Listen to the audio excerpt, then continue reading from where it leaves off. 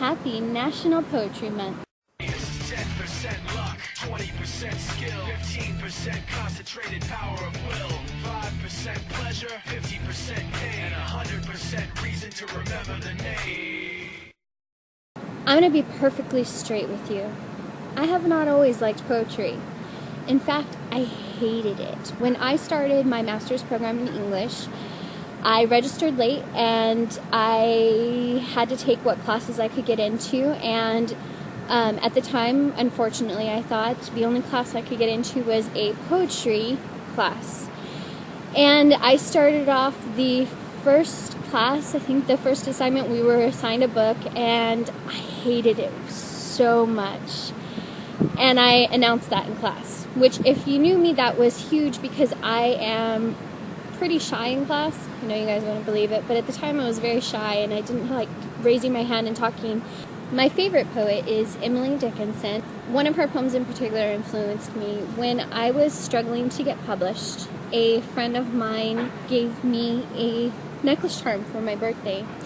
And it was the first line of an Emily Dickinson poem on the back of it that said, "Hope is the thing with feathers that perches in the soul."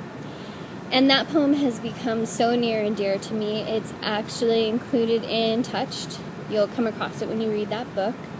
And I just want to read the whole thing for you because it really is an amazing poem about what hope is and what it means to a person.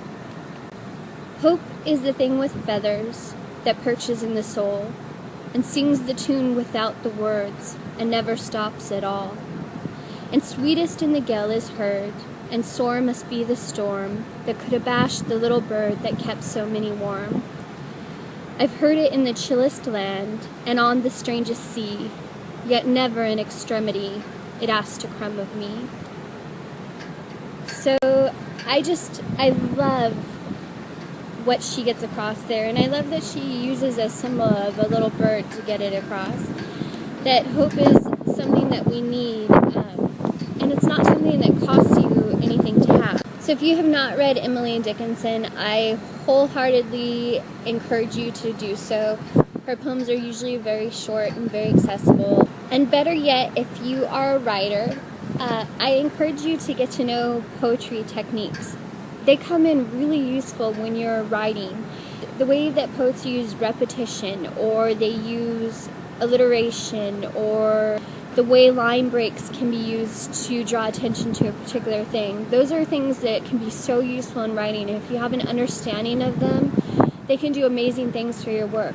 Not to mention the fact that there's a certain rhythm to poetic language. Even if you're not using iambic pentameter or a meter, there is something to a rhythm that's created with the language that you're using. And if you have an understanding of how to develop that rhythm, it's something that you can use in your fiction work too. And I just really encourage you to look into poetic techniques, try your hand at some poems, get to know what the rules are, because they will help in your fiction writing even if you think they won't. And I know that's something that comes across in my own writing. In fact, I have to be careful because sometimes I really like to rhyme and I don't mean to. But anyways, that's about it for me. Have a great week, guys.